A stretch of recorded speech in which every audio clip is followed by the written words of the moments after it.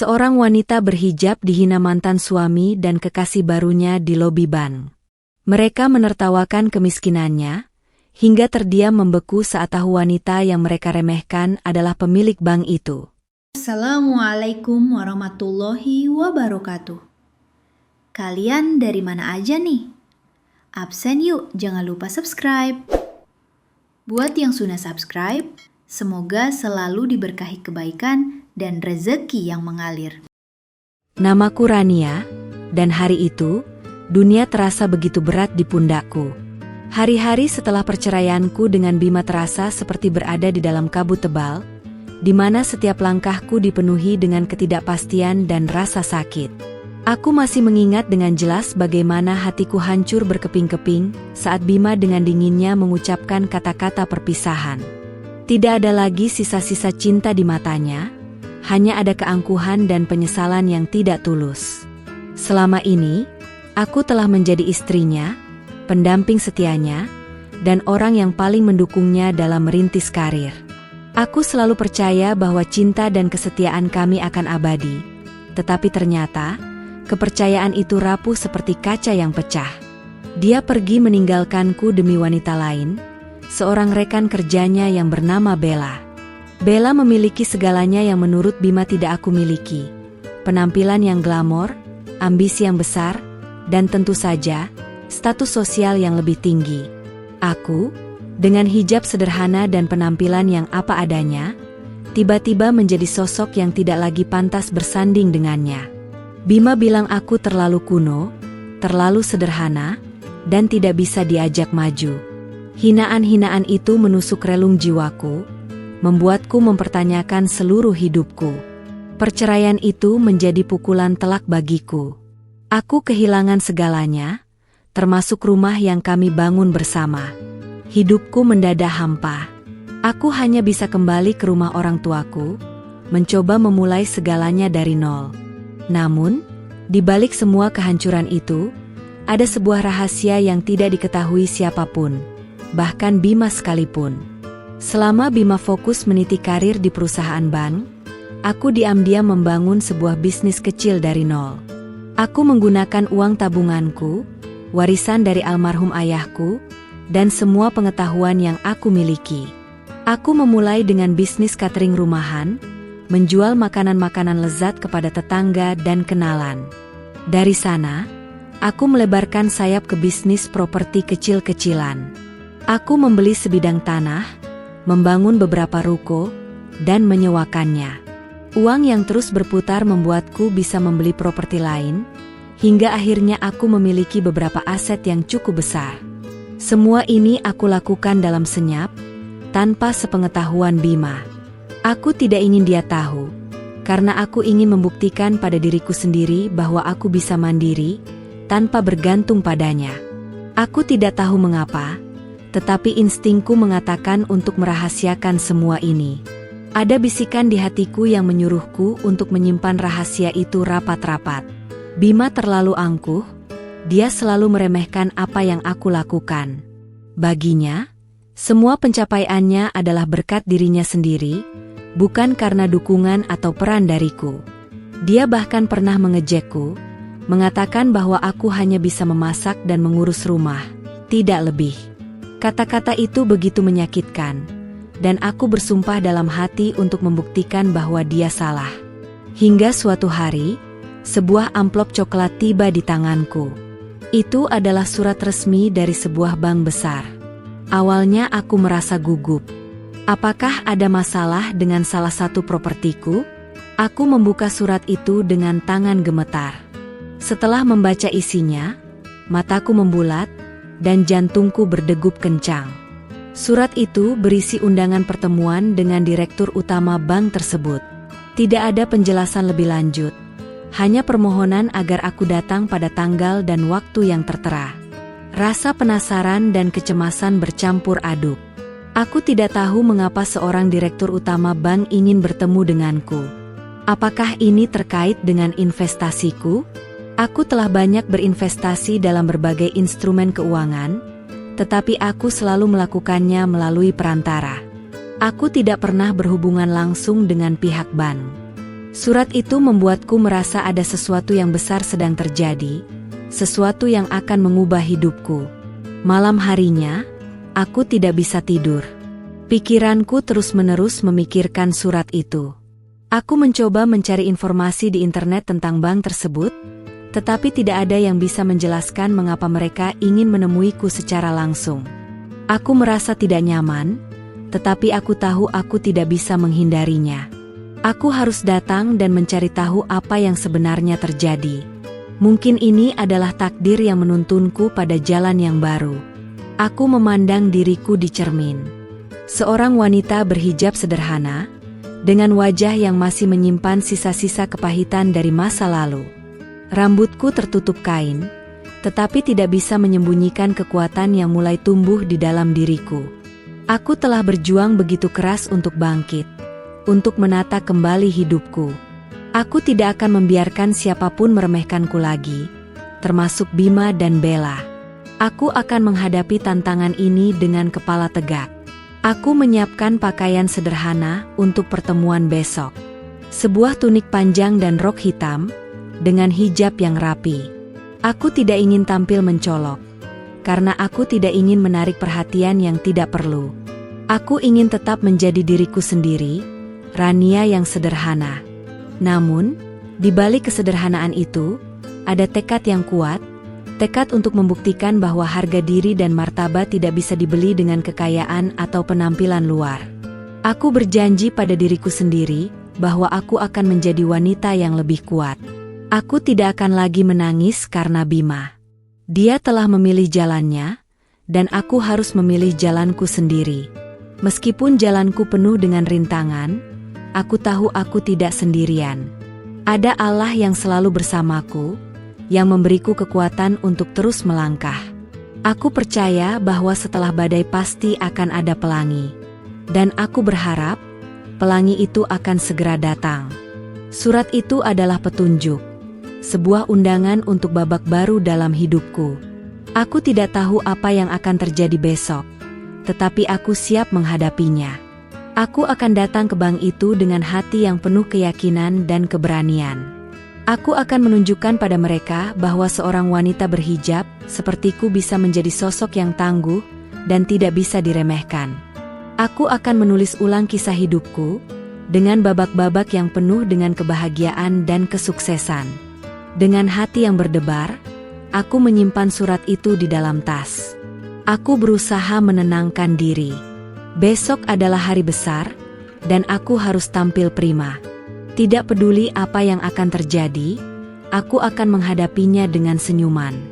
Aku tidak akan lagi membiarkan orang lain mengendalikan emosiku. Aku adalah pemilik diriku sendiri, dan aku akan menjalani hidupku dengan cara yang aku pilih. Aku menutup mataku, membayangkan hari esok. Aku memvisualisasikan diriku keluar dari bank itu dengan senyum kemenangan, bukan karena aku telah membalas dendam, tetapi karena aku telah menemukan kedamaian dalam diriku. Dan aku tahu, kedamaian itu lebih berharga daripada apapun di dunia ini. Hari yang dinanti-nanti pun tiba. Aku mengenakan pakaian sederhana yang telah aku siapkan. Sebuah tunik polos berwarna abu-abu, rok hitam, dan hijab senada. Penampilanku sangat kontras dengan keramaian di jalanan Jakarta yang dipenuhi dengan orang-orang berpakaian mahal dan modis. Aku memilih untuk naik taksi online daripada mengendarai mobil pribadiku. Aku tidak ingin menarik perhatian yang tidak perlu, dan aku ingin mengamati situasi dari balik jendela mobil yang tidak mencolok. Setibanya di depan gedung bank yang megah, aku merasa sedikit ciut.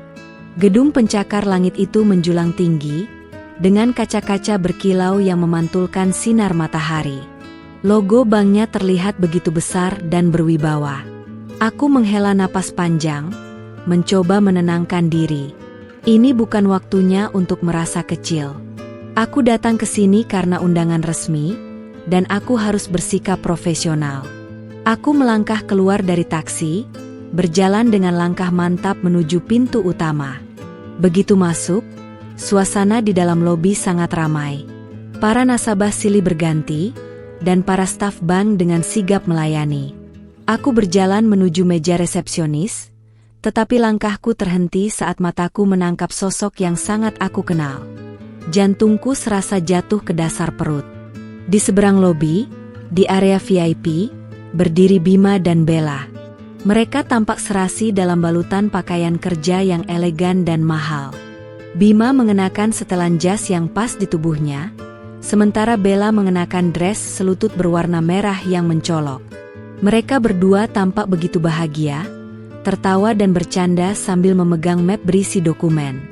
Bima tampak seperti seorang eksekutif sukses yang baru saja mendapatkan proyek besar, dan Bella seperti seorang wanita karir yang penuh percaya diri. Mereka tidak menyadari kehadiranku. Aku segera bersembunyi di balik pilar besar, menghindari pandangan mereka. Aku tidak ingin mereka melihatku. Tidak setelah semua hinaan yang aku terima. Aku tidak ingin ada pertemuan yang canggung, apalagi di tempat seperti ini. Aku menundukkan pandangan, berpura-pura sedang melihat-lihat brosur yang ada di meja. Namun, hatiku bergejolak. Rasa marah, sedih, dan cemburu bercampur aduk. Aku melihat bagaimana Bima memperlakukan Bella dengan begitu lembut. Ia menggandeng tangan Bella, membelai rambutnya, dan tersenyum padanya dengan cara yang dulu pernah ia lakukan padaku. Pemandangan itu bagaikan luka lama yang kembali terbuka, membuatku merasa pedih. Aku tahu seharusnya aku tidak lagi memedulikan mereka, tetapi kenangan pahit itu terlalu kuat. Aku ingat bagaimana Bima selalu menyuruhku untuk tidak terlalu mencolok, untuk tidak mengenakan perhiasan yang berlebihan, dan untuk selalu tampil sederhana. Ia bilang, kesederhanaan adalah kunci. Namun, saat bersamaku, ia tidak pernah memuji penampilanku. Justru ia selalu membanding-bandingkan aku dengan wanita lain, terutama dengan rekan-rekan kerjanya. Bella, di sisi lain, selalu tampil mewah dan glamor. Ia mengenakan perhiasan yang berkilauan, tas branded, dan sepatu hak tinggi. Aku tahu, Bella adalah tipe wanita yang Bima inginkan. Wanita yang bisa ia pamerkan di depan teman-temannya, wanita yang bisa ia ajak ke pesta-pesta dan acara-acara penting. Aku tidak pernah bisa menjadi seperti itu, dan aku tidak pernah ingin menjadi seperti itu. Aku merasa nyaman dengan diriku sendiri. Aku terus mengamati mereka dari balik pilar. Mereka berjalan menuju meja resepsionis, dan Bima dengan bangga memperkenalkan Bella kepada resepsionis itu. Ia terlihat sangat senang. Aku tidak tahu mengapa mereka ada di sini, tetapi aku menduga mereka sedang mengurus urusan bisnis yang sangat penting.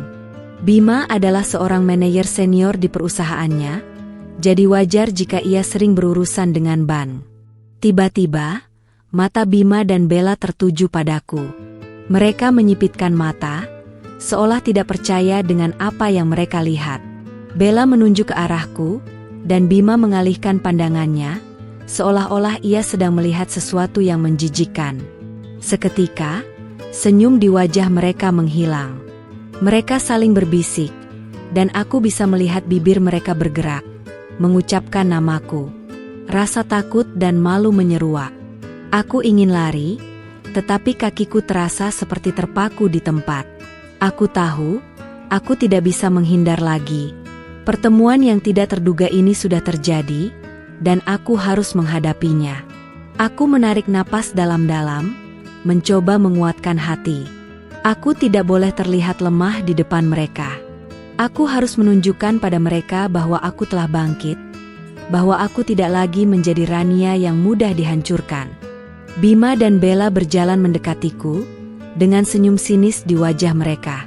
Tatapan mereka penuh dengan penghinaan. Aku membalas tatapan mereka dengan tatapan datar, berusaha menyembunyikan semua emosi yang bergejolak di dalam diriku. Aku tidak akan membiarkan mereka melihat betapa hancurnya aku di dalam. Aku akan menunjukkan pada mereka bahwa aku adalah wanita yang kuat.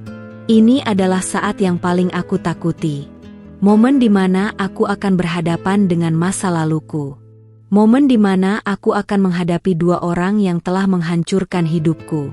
Tetapi aku tahu, aku tidak bisa lari. Aku harus menghadapi mereka, dan aku harus menunjukkan pada mereka bahwa aku tidak lagi menjadi korban. Aku adalah Rania yang baru, Rania yang kuat, dan Rania yang tidak akan pernah lagi membiarkan dirinya diremehkan. Bima dan Bella kini sudah berdiri di depanku. Jaraknya hanya beberapa langkah. Senyum sinis di wajah mereka semakin jelas terlihat. Bima menatapku dari atas ke bawah, seolah menimbang-nimbang nilai diriku. Tatapannya penuh dengan penghinaan. Bella, di sampingnya, menyunggingkan senyum mengejek. Ia dengan sengaja memamerkan cincin berlian yang melingkar di jari manisnya, cincin yang dulu pernah Bima janjikan untukku. Wah, tidak disangka, kita bisa bertemu di sini, ujar Bima dengan nada yang dibuat-buat ramah, namun matanya memancarkan ejekan. Kamu sedang apa di sini, Ran? Mau pinjam uang? Bukannya kamu tidak punya apa-apa lagi? Kata-kata itu menusukku seperti pisau. Aku menahan diri untuk tidak bereaksi. Aku hanya tersenyum tipis. Aku di sini ada urusan, Bima, sama seperti kamu. Urusan apa?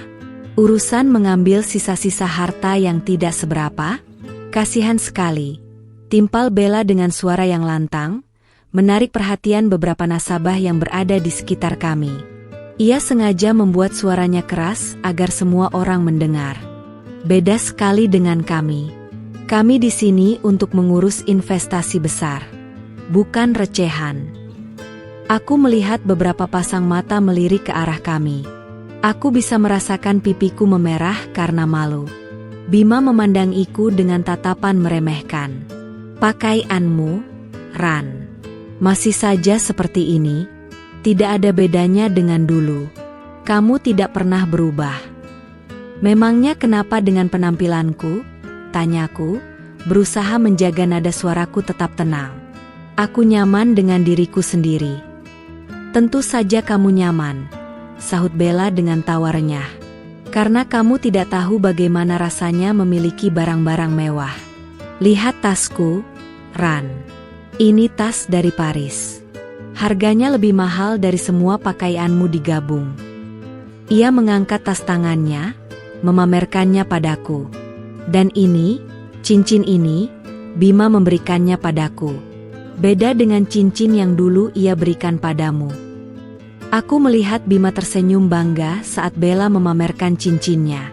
Hatiku terasa sakit. Aku ingat bagaimana dulu Bima memaksaku untuk menjual semua perhiasanku, termasuk cincin pernikahan kami, dengan alasan untuk modal usaha.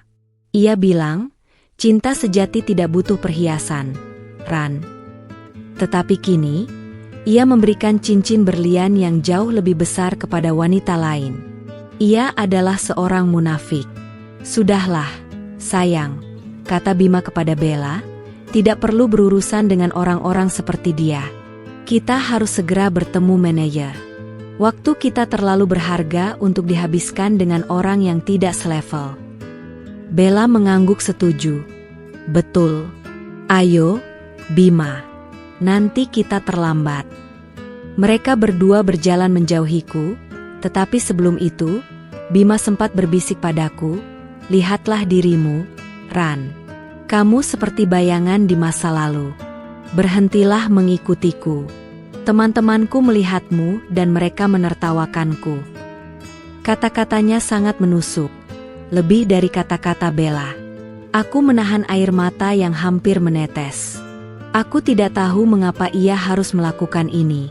Apakah ia begitu membenciku? Ataukah ia hanya ingin memamerkan kebahagiaannya yang semu? Aku berdiri terpaku, memandangi punggung mereka yang menjauh, hati terasa hancur. Saat mereka berdua sudah berada di depan lift, aku kembali ke meja resepsionis. Aku harus fokus pada tujuanku datang ke sini. Tidak peduli dengan apa yang Bima dan Bella katakan.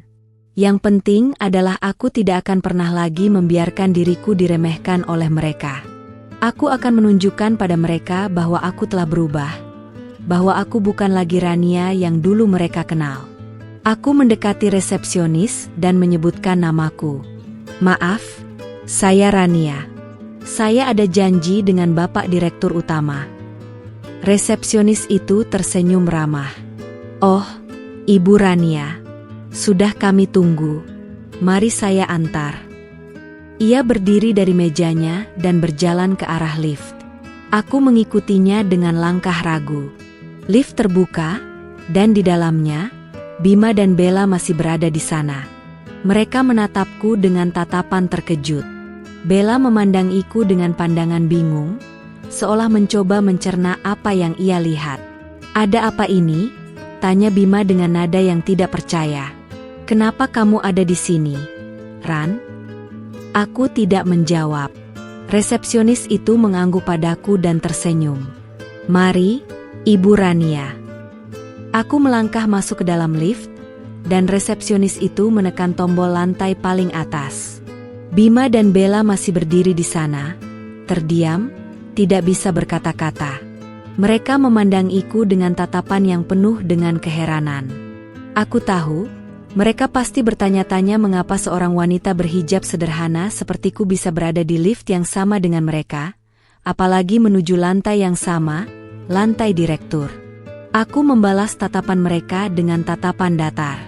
Aku tidak perlu mengucapkan sepatah kata pun. Tatapan mataku sudah cukup untuk menjawab pertanyaan mereka. Aku tidak lagi peduli dengan apa yang mereka pikirkan tentangku.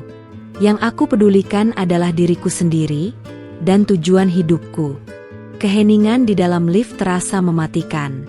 Bima dan Bella terus-menerus melirik ke arahku, seolah mencoba mencari tahu apa yang sebenarnya terjadi.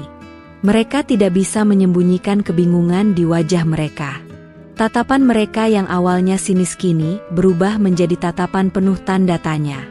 Aku tetap diam, membiarkan mereka menebak-nebak. Aku tahu, tidak ada gunanya menjelaskan apapun kepada mereka. Mereka tidak akan pernah mengerti. Pikiranku kembali ke masa lalu, ke saat-saat di mana aku masih berstatus sebagai istri Bima. Aku ingat bagaimana kami memulai segalanya dari nol. Bima adalah seorang pegawai bank junior yang ambisius, dan aku adalah seorang istri yang mendukungnya sepenuhnya. Aku bekerja sebagai juru masak lepas dari rumah, mengumpulkan uang untuk membantu membiayai kuliahnya. Setiap sen yang aku dapatkan, aku sisihkan untuknya. Aku selalu percaya bahwa Bima adalah takdirku. Kami bertemu di kampus, dan ia adalah sosok yang berbeda dari yang lain. Ia ambisius, pintar, dan memiliki mimpi besar. Ia bilang, ia akan menjadi seorang yang sukses, dan ia berjanji akan menjagaku. Aku percaya padanya, dan aku memberikan segalanya untuknya. Aku bahkan rela mengorbankan mimpiku sendiri untuk membantunya meraih mimpinya.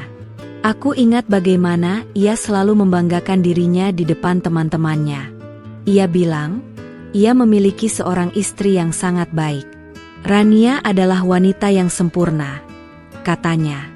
Ia memasak dengan sangat lezat, dan ia selalu mendukungku. Kata-kata itu dulu membuatku merasa bangga. Aku merasa bahwa semua pengorbananku tidak sia-sia. Namun, semua itu berubah ketika ia mulai meniti karir. Ia semakin jauh dariku. Ia semakin sering pulang larut malam, dengan alasan pekerjaan. Aku percaya padanya. Aku percaya bahwa ia adalah seorang pekerja keras. Aku tidak pernah menaruh curiga, hingga suatu hari aku melihatnya bersama Bella di sebuah kafe. Mereka tampak begitu akrab, tertawa dan bercanda seperti sepasang kekasih. Hatiku terasa sakit. Aku bertanya pada Bima, tetapi ia menyangkalnya. Ia bilang Bella hanyalah rekan kerjanya, dan tidak ada hubungan apa-apa di antara mereka. Aku mencoba percaya, tetapi hatiku tidak bisa. Aku mulai melihat perubahan pada dirinya. Ia tidak lagi peduli padaku. Ia lebih sering menghabiskan waktunya dengan Bella daripada denganku. Ia mulai membanding-bandingkan aku dengan Bella, mengatakan bahwa Bella lebih pintar, lebih ambisius, dan lebih cocok dengannya. Puncak dari semua itu adalah saat ia memaksaku untuk menjual perhiasan dan aset-aset kecil milikku. Kita butuh modal besar, Ran, katanya. Ini untuk masa depan kita. Percayalah padaku. Aku percaya. Aku menjual semuanya, bahkan cincin pernikahan kami. Aku memberikan semua uang itu kepadanya, berharap ia akan menggunakan uang itu untuk membangun masa depan kami. Tetapi, ia tidak melakukannya. Ia pergi meninggalkanku, dan ia memberitahuku bahwa ia akan menikah dengan Bella. Aku hancur. Aku tidak bisa percaya bahwa ia bisa begitu kejam. Ia tidak hanya mencuri cintaku, tetapi ia juga mencuri semua yang aku miliki. Aku tidak tahu apa yang harus aku lakukan. Aku hanya bisa menangis dan menangis. Namun, di tengah semua kehancuran itu, aku ingat kata-kata almarhum ayahku. Rania, jangan pernah bergantung pada orang lain. Jadilah wanita yang mandiri. Jadilah wanita yang kuat. Kata-kata itu memberiku kekuatan. Aku memutuskan untuk bangkit. Aku memutuskan untuk memulai hidupku dari nol. Dan aku melakukannya. Aku menggunakan sisa uangku untuk memulai bisnis kecil-kecilan. Aku bekerja keras, siang dan malam. Aku tidak pernah menyerah. Aku membangun semuanya sendiri, tanpa bantuan siapapun.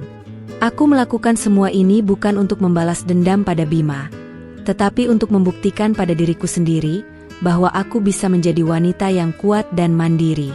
Aku ingin menghapus semua kata-kata yang ia ucapkan kepadaku, bahwa aku tidak bisa maju. Hingga kini, aku berdiri di dalam lift yang sama dengannya, tetapi situasinya sudah terbalik. Aku adalah orang yang diundang ke lantai direktur, sementara ia dan Bella hanyalah tamu. Aku melihat kebingungan di wajah mereka, dan aku tahu, ini adalah awal dari babak baru dalam hidupku.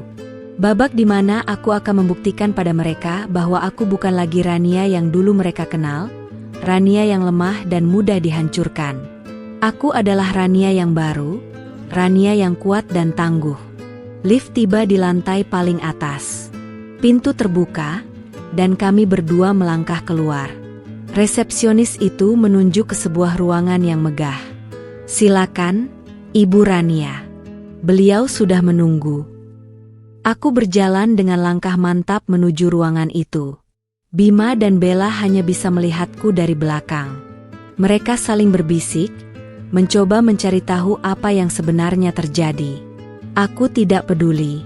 Yang penting bagiku adalah aku telah membuktikan pada diriku sendiri bahwa aku bisa menjadi wanita yang kuat. Aku melangkah masuk ke dalam ruangan yang megah itu. Pintu ruangan itu tebal dan kokoh, dengan ukiran yang mewah. Interiornya didominasi oleh warna-warna netral yang elegan, dengan perabotan yang terbuat dari kayu jati berkualitas tinggi. Di tengah ruangan, ada meja kerja besar yang penuh dengan tumpukan dokumen. Di belakang meja, duduk seorang pria parubaya yang tampak berwibawa. Itu adalah direktur utama bank ini. Pria itu berdiri saat aku masuk dan tersenyum ramah. "Silakan, Ibu Rania. Silakan duduk." Ia mempersilakanku duduk di kursi yang empuk di depannya. Aku duduk dengan tenang, berusaha menyembunyikan rasa gugup yang masih menggerogoti hatiku. Aku memandanginya, dan ia tersenyum lagi. "Terima kasih sudah meluangkan waktu untuk datang, Ibu Rania. Kami sangat menghargai itu." "Tentu, Bapak," jawabku. "Saya datang karena saya menerima undangan dari bank ini. Bolehkah saya tahu, ada urusan apa sebenarnya?" Pria itu tersenyum lagi. "Sabar, Ibu Rania. Saya akan jelaskan semuanya. Tapi sebelum itu, saya ingin bertanya, apakah Anda memiliki hubungan dengan Bapak Bima yang juga ada di sini?" Pertanyaan itu membuatku terkejut. Aku tidak tahu mengapa ia harus menanyakan hal itu. Aku berpikir sejenak, lalu menjawab, "Kami adalah mantan suami istri, Bapak." Pria itu mengangguk. "Begitu, saya mengerti. Kami melihat beliau dan rekannya datang ke sini untuk mengurus beberapa dokumen. Dan kebetulan, ada nama Anda yang tercantum di beberapa dokumen itu." "Oh," kataku. "Dokumen apa, Bapak?" Pria itu tidak menjawab. Ia hanya tersenyum. "Kita tunggu sebentar saja, Ibu Rania. Beliau dan rekannya akan segera kemari. Mereka memiliki beberapa hal yang harus diselesaikan, dan kehadiran Anda sangat diperlukan. Aku mengangguk, meskipun aku tidak mengerti apa yang ia maksud. Aku merasa cemas dan penasaran. Apa yang sebenarnya terjadi? Mengapa Bima dan Bella harus datang ke sini? Dan mengapa kehadiranku begitu penting? Aku mencoba mengingat-ingat kembali semua aset dan investasiku, tetapi tidak ada yang bisa aku hubungkan dengan Bima. Tidak lama kemudian, pintu ruangan terbuka, dan Bima dan Bella masuk. Wajah mereka penuh dengan kebingungan. Mereka memandangiku dan manajer itu secara bergantian. Manajer itu tersenyum ramah kepada mereka. "Silakan, Bapak Bima. Silakan duduk." Bima dan Bella duduk di kursi yang lain, di seberangku. Mereka tampak tidak nyaman. Mereka memandangiku dengan tatapan aneh, seolah-olah aku adalah hantu. Bella menatapku dengan tatapan sinis. Aku tahu, ia pasti bertanya-tanya mengapa aku ada di sini. Manajer itu memandangku dengan tatapan penuh hormat. "Bapak Bima," katanya dengan suara yang tenang, "saya ingin Anda memperkenalkan diri Anda dan rekan Anda kepada Ibu Rania. Beliau adalah tamu istimewa kami hari ini." Bima terdiam. Ia memandangku, dan kemudian menatap manajer itu. Ini Rania, mantan istri saya," katanya dengan nada yang tidak percaya. "Dan ini Bella, calon istri saya." Manajer itu mengangguk. "Begitu? Kalau begitu, mari kita selesaikan urusan kita. Bapak Bima, kami sudah menerima dokumen dari perusahaan Anda. Semuanya sudah lengkap." Bella menyela dengan cepat. "Jadi, Pak, kami di sini untuk mengurus pengajuan kredit perusahaan kami, kan? Kami ingin mengambil alih beberapa aset dari perusahaan yang lama." Manajer itu tersenyum. "Ya, Anda benar. Kami akan membantu Anda. Tetapi, ada satu hal yang harus Anda tahu. Ada beberapa aset yang kami tidak bisa berikan kepada Anda." Bima dan Bella terkejut. "Kenapa, Pak?" tanya Bima dengan nada yang cemas. "Bukankah kami sudah memenuhi semua persyaratan?" Manajer itu mengambil sebuah dokumen dari tumpukan di mejanya. Ia memandangku, dan kemudian menatap Bima. "Ada satu aset yang tidak bisa Anda ambil, yaitu gedung kantor ini." Kata-kata itu membuat Bima dan Bella tercengang. "Kenapa?" tanya Bima dengan nada yang tidak percaya. "Bukankah gedung ini adalah bagian dari aset perusahaan yang lama?" Manajer itu tersenyum. Ia menatapku, dan kemudian menyerahkan dokumen itu kepadaku. "Silakan, Ibu Rania. Anda yang harus menjelaskannya kepada mereka." Aku mengambil dokumen itu dengan tangan gemetar. Aku tidak mengerti apa yang sedang terjadi. Bima dan Bella memandangiku dengan tatapan penasaran. Ada apa dengan dokumen ini? Dan mengapa manajer itu menyerahkannya kepadaku? Aku membuka dokumen itu dan membaca isinya. Jantungku berdegup kencang. Aku tidak bisa percaya dengan apa yang aku baca. Dokumen itu berisi surat perjanjian pembelian dan kepemilikan. Dan nama yang tercantum di sana adalah namaku, Rania. Aku adalah pemilik gedung kantor ini, dan bank ini hanyalah penyewanya. Aku memegang dokumen itu, tanganku gemetar. Aku membaca ulang setiap kata, mencoba mencerna apa yang sebenarnya terjadi. Di depanku, Bima dan Bella menatapku dengan pandangan penuh tanda tanya. Mereka tidak tahu apa isi dokumen itu, tetapi mereka bisa melihat kebingungan dan kegugupan di wajahku. Bella menyunggingkan senyum mengejek. "Apa itu, Ran? Dokumen pinjaman?" tanyanya dengan nada yang merendahkan. "Jangan bilang kamu mau pinjam uang untuk bayar hutang."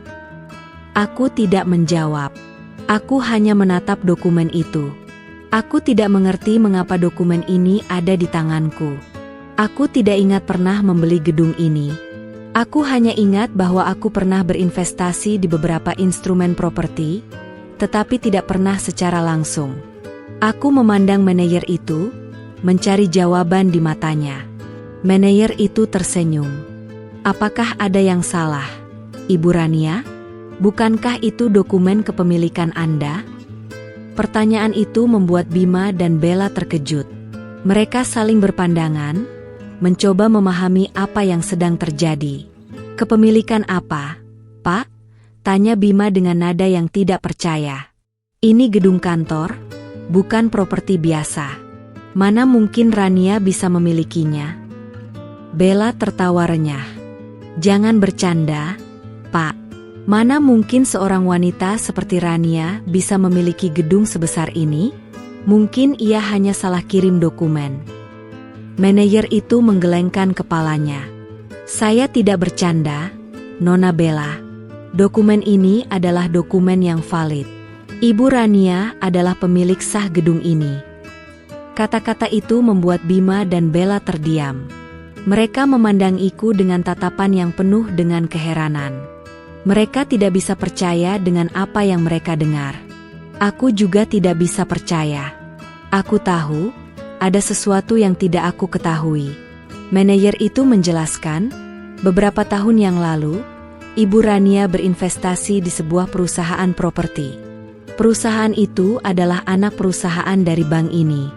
Dan perusahaan itu, atas nama Anda, membeli gedung ini dari pemilik yang lama. Aku masih merasa bingung. Aku ingat bahwa aku memang berinvestasi di beberapa perusahaan properti, tetapi aku tidak pernah tahu bahwa perusahaan itu adalah anak perusahaan dari bank ini. Aku juga tidak pernah tahu bahwa perusahaan itu membeli gedung ini atas namaku. Kenapa saya tidak pernah tahu? Tanyaku. Manajer itu tersenyum. Anda meminta agar semua urusan keuangan Anda diurus secara rahasia, Ibu Rania. Kami hanya mengikuti instruksi dari Anda. Kami tidak ingin ada orang lain yang tahu tentang investasi Anda. Aku teringat. Aku memang pernah meminta agar semua investasiku diurus secara rahasia. Aku tidak ingin Bima tahu tentang keberhasilanku. Tetapi aku tidak pernah menyangka bahwa kerahasiaan itu akan membawa konsekuensi sebesar ini. Bella menyela, ini tidak masuk akal. Saya tahu Bima yang paling berjasa dalam hal ini. Dia yang bekerja keras untuk proyek ini. Manajer itu menggelengkan kepalanya. Maaf, Nona Bella. Kami sudah melakukan pengecekan. Bapak Bima memang memiliki peran dalam hal ini, tetapi ia hanya sebagai perantara. Ia tidak memiliki hak atas gedung ini. Wajah Bella memerah karena marah. Jadi, maksud Anda, ia tidak punya hak atas properti ini? Dan Rania, wanita yang tidak punya apa-apa, bisa memilikinya? Ini tidak adil. Bima terdiam. Ia memandangku dengan tatapan yang tidak percaya. Ia pasti memikirkan kembali semua hinaan yang ia lontarkan kepadaku di lobi. Ia pasti memikirkan kembali semua kata-kata yang ia ucapkan. Ia pasti merasa malu.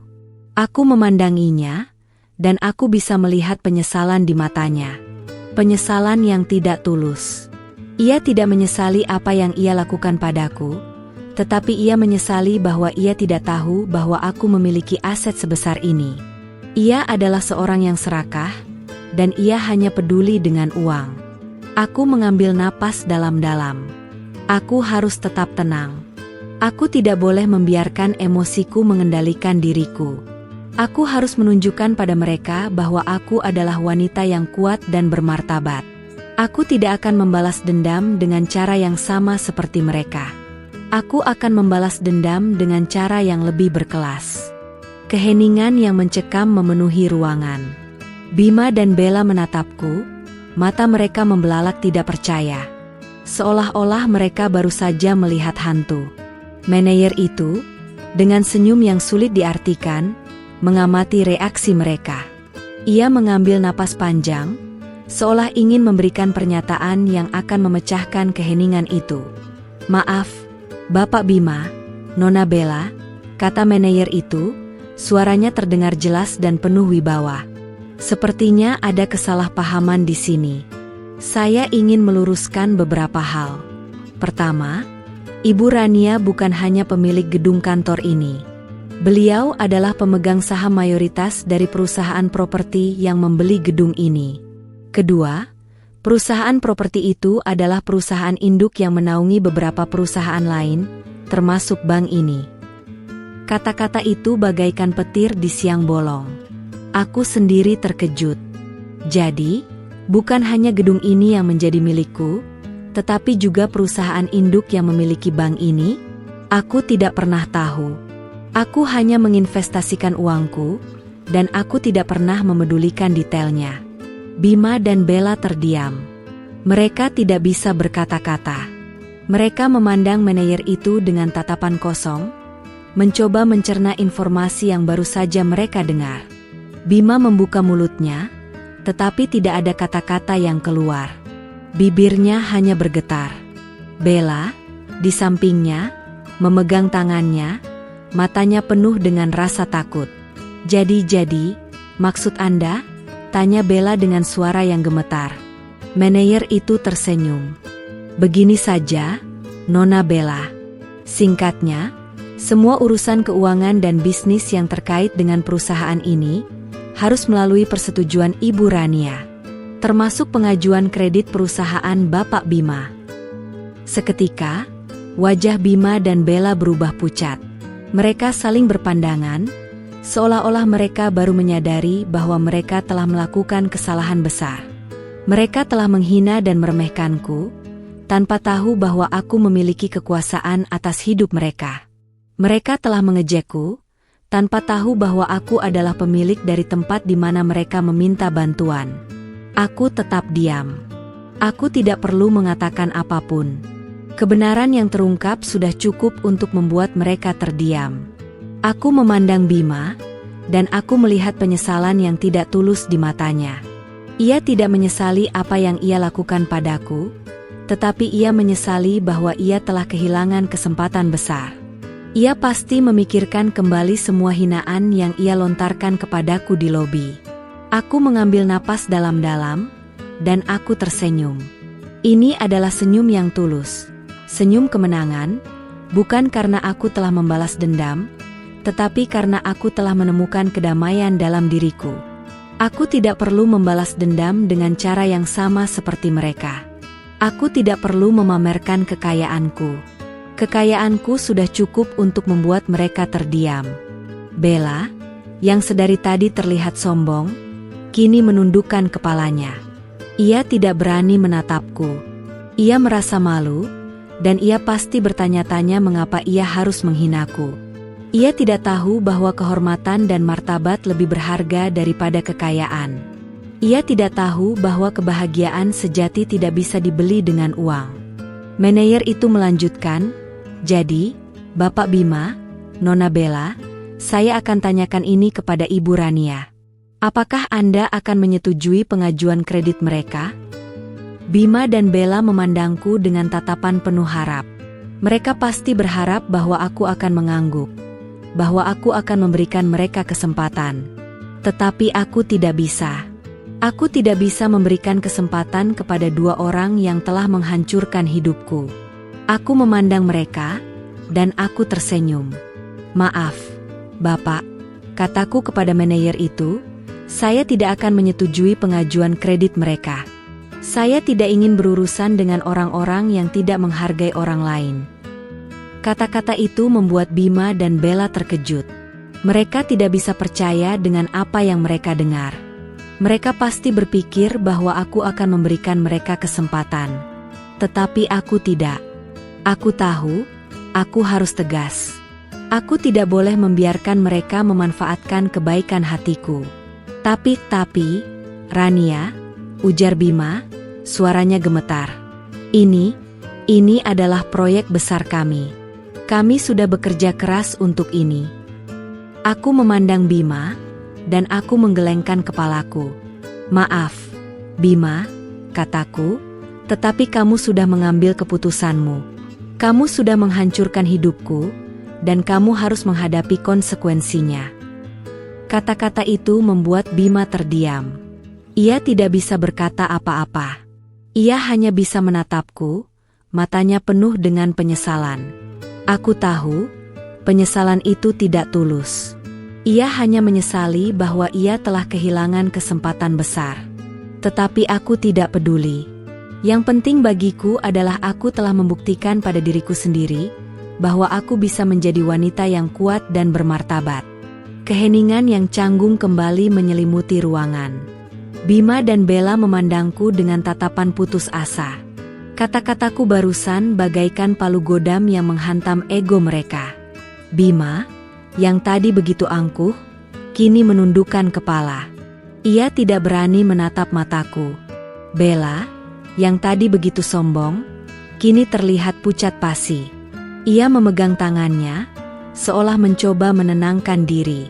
Manajer itu memandangku dengan hormat, seolah ia mengagumi ketegasanku. "Baik, Ibu Rania," katanya dengan suara yang tenang, "saya akan sampaikan keputusan Anda kepada tim kami. Pengajuan kredit Bapak Bima dan Nona Bella ditolak." Kata-kata itu membuat Bima dan Bella semakin terkejut. Mereka saling berpandangan, mencoba mencari cara untuk membalikkan keadaan. Bima berdiri dari kursinya, dan ia mendekatiku. Wajahnya penuh dengan permohonan. "Ran, tolong jangan lakukan ini," katanya dengan suara yang memelas. Ini adalah masa depan kami. Kami akan kehilangan segalanya." Aku menatapnya dengan dingin. "Kamu kehilangan segalanya, Bima, karena kamu tidak menghargai apa yang kamu miliki," kataku. "Kamu sudah mengkhianatiku, dan kamu harus menghadapi konsekuensinya." Bella juga berdiri. Ia mencoba tersenyum, tetapi senyumnya terlihat aneh. "Ran, kita kan sudah kenal lama," katanya dengan suara yang dibuat-buat ramah. "Kita kan teman. Masa kamu tega menolak kami? Nanti aku traktir deh, makan di tempat yang paling mahal." Aku hanya bisa tersenyum masam. "Bella," kataku, "kita tidak pernah berteman. Dan aku tidak butuh traktir darimu. Aku bisa makan dimanapun aku mau." Kata-kataku membuat Bella terdiam. Ia tidak bisa berkata apa-apa. Ia hanya bisa menatapku dengan tatapan yang penuh dengan rasa malu. Aku tahu, ia pasti merasa malu karena ia telah meremehkanku. Ia tidak tahu bahwa harga diri dan martabat lebih berharga daripada uang. Bima, yang sudah putus asa, mencoba memegang tanganku. Aku segera menarik tanganku. "Jangan sentuh aku, Bima," kataku dengan suara yang tegas. "Kamu sudah memilih jalanmu sendiri. Dan aku sudah memilih jalanku sendiri." Manajer itu berdiri, dan ia mendekati Bima dan Bella. "Maaf, Bapak Bima, Nona Bella," katanya, "tetapi keputusan Ibu Rania sudah final. Anda harus segera meninggalkan ruangan ini." Bima dan Bella hanya bisa menundukkan kepala. Mereka berjalan keluar dari ruangan itu dengan langkah yang berat. Mereka tidak lagi memiliki keangkuhan yang dulu. Mereka hanya memiliki rasa malu dan penyesalan. Aku melihat mereka dari balik pintu, dan aku tersenyum. Aku tidak merasa puas. Aku hanya merasa lega. Manajer itu kembali ke mejanya, dan ia memandangku. "Ibu Rania, apakah Anda baik-baik saja?" tanyanya. Aku mengangguk. "Saya baik-baik saja, Bapak," kataku. "Terima kasih sudah membantu." Manajer itu tersenyum. "Tidak masalah, Ibu Rania," katanya. "Ini adalah tugas kami. Kami harus menjaga kepentingan Anda." Aku merasa senang. Aku tidak pernah menyangka bahwa aku akan memiliki kekuasaan sebesar ini. Aku tidak pernah menyangka bahwa aku akan menjadi pemilik bank ini. Aku hanya ingin membuktikan pada diriku sendiri bahwa aku bisa menjadi wanita yang kuat. Dan aku telah melakukannya. Aku duduk di kursi itu, dan aku memikirkan kembali semua yang telah terjadi. Aku memikirkan kembali semua penghinaan yang aku terima. Aku memikirkan kembali semua rasa sakit yang aku rasakan. Tetapi kini, semua rasa sakit itu sudah hilang. Yang ada hanya rasa lega dan kedamaian.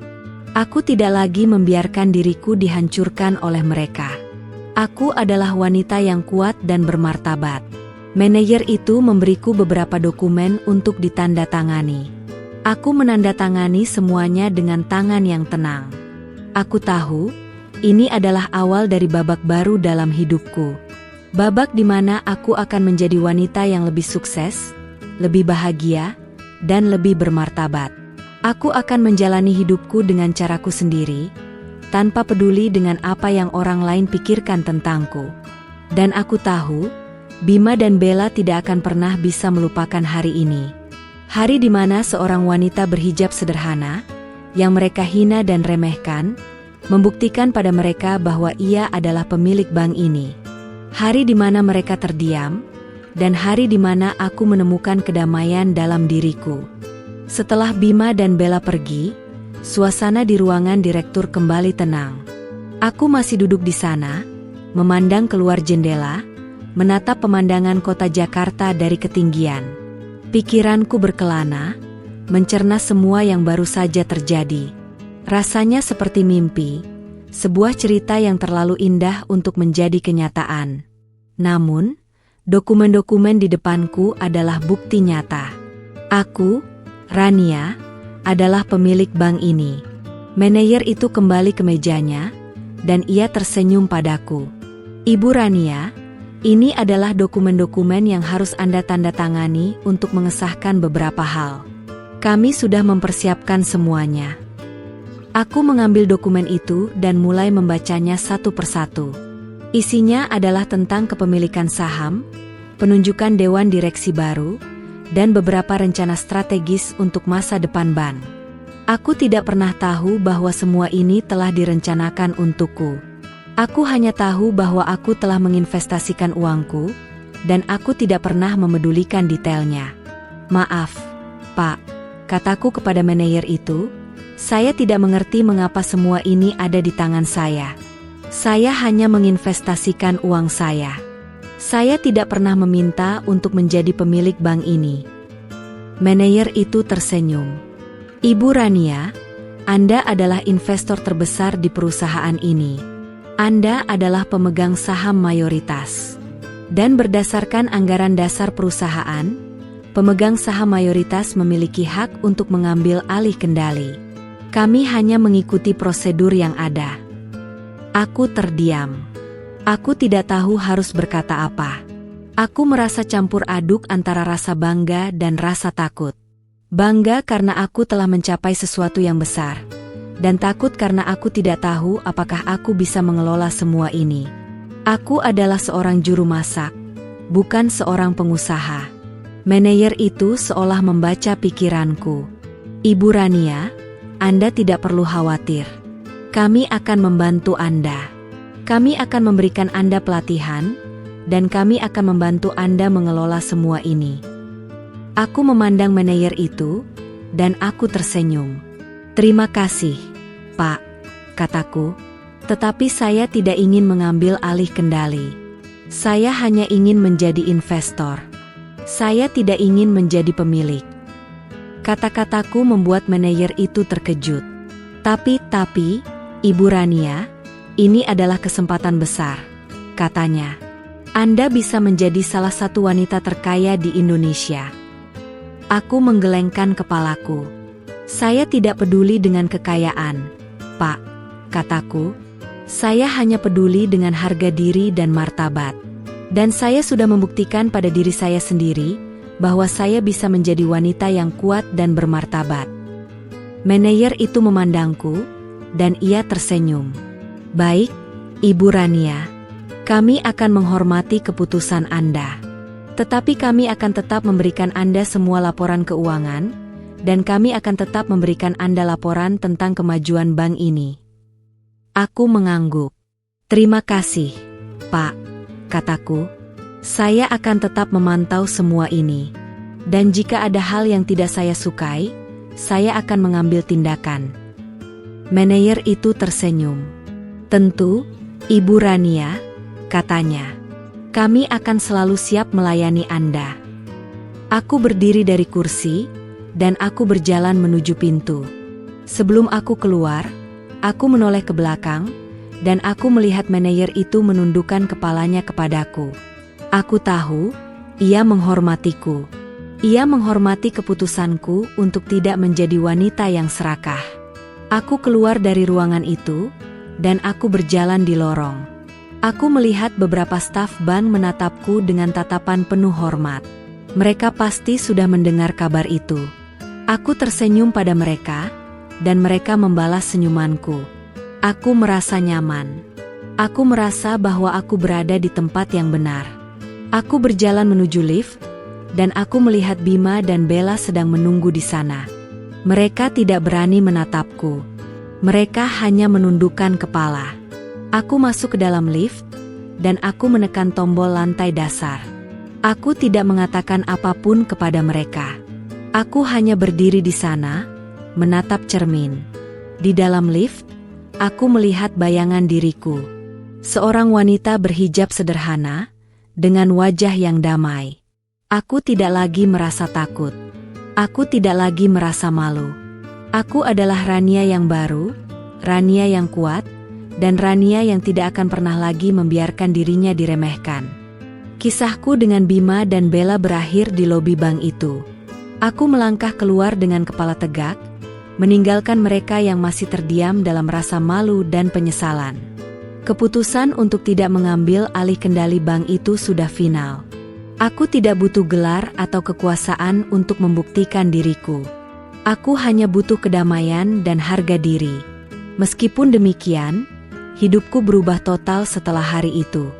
Berita tentangku menyebar dengan cepat di kalangan elit bisnis. Aku menjadi sosok yang dicari, dihormati, dan diundang ke berbagai acara penting. Aku menolak sebagian besar undangan, tetapi aku menerima beberapa undangan yang bisa membantuku dalam mengembangkan bisnis yang aku bangun dari nol. Aku bertemu dengan banyak orang hebat, dan aku belajar banyak hal dari mereka. Aku juga memutuskan untuk membuka sebuah yayasan sosial yang fokus pada pemberdayaan wanita, terutama wanita-wanita yang menjadi korban KDRT dan perceraian. Aku ingin membantu mereka, sama seperti aku dulu dibantu oleh kekuatan dari dalam diriku. Bella dan Bima, mereka tidak pernah lagi terlihat. Proyek mereka gagal karena tidak mendapatkan dukungan finansial. Perusahaan mereka bangkrut. Aku tidak tahu bagaimana kabar mereka, dan aku juga tidak peduli. Aku tidak ingin membalas dendam pada mereka. Aku hanya ingin menjalani hidupku dengan tenang. Aku tidak pernah lagi memikirkan masa lalu. Aku tidak pernah lagi memikirkan Bima. Aku telah memaafkannya. Bukan karena ia pantas dimaafkan, tetapi karena aku ingin melepaskan diriku dari rasa sakit dan kebencian. Aku ingin hidupku dipenuhi dengan kebahagiaan, bukan dengan kepahitan. Beberapa tahun kemudian, aku bertemu dengan seorang pria yang baik dan saleh. Ia adalah seorang pengusaha sukses, tetapi ia tidak pernah memamerkan kekayaannya. Ia adalah seorang yang rendah hati, dan ia menghargaiku apa adanya. Ia tidak peduli dengan kekayaanku, dan ia juga tidak peduli dengan masa laluku. Ia mencintaiku karena aku adalah diriku sendiri. Kami menikah, dan kami hidup bahagia. Aku masih menjalankan bisnisku, dan suamiku adalah pendukung terbesarku. Kami sering makan malam di restoran-restoran sederhana, dan kami sering menghabiskan waktu bersama di rumah. Aku merasa damai. Aku merasa bahwa aku telah menemukan kebahagiaan sejati. Dan aku tahu, ini semua adalah takdir. Aku tidak akan pernah menjadi wanita yang kuat dan bermartabat jika aku tidak melalui semua cobaan itu. Aku tidak akan pernah tahu bahwa harga diri dan martabat lebih berharga daripada kekayaan jika aku tidak dihina oleh Bima dan Bella. Aku sering memandang diriku di cermin. Seorang wanita berhijab, dengan wajah yang damai. Aku tidak lagi merasa takut. Aku tidak lagi merasa malu. Aku adalah Rania, wanita yang kuat, wanita yang mandiri, dan wanita yang bahagia. Aku tidak akan pernah melupakan hari di mana aku dihina di bank itu. Hari itu adalah hari yang mengubah hidupku. Hari itu adalah hari di mana aku menemukan kedamaian dalam diriku. Hari itu adalah hari di mana aku membuktikan pada mereka bahwa aku adalah pemilik dari diriku sendiri, dan aku adalah pemilik dari hidupku sendiri. Dan aku tahu, Bima dan Bella tidak akan pernah bisa melupakan hari itu. Hari di mana seorang wanita berhijab sederhana, yang mereka hina dan remehkan, membuktikan pada mereka bahwa ia adalah pemilik bank ini. Hari di mana mereka terdiam, dan hari di mana aku menemukan kedamaian dalam diriku.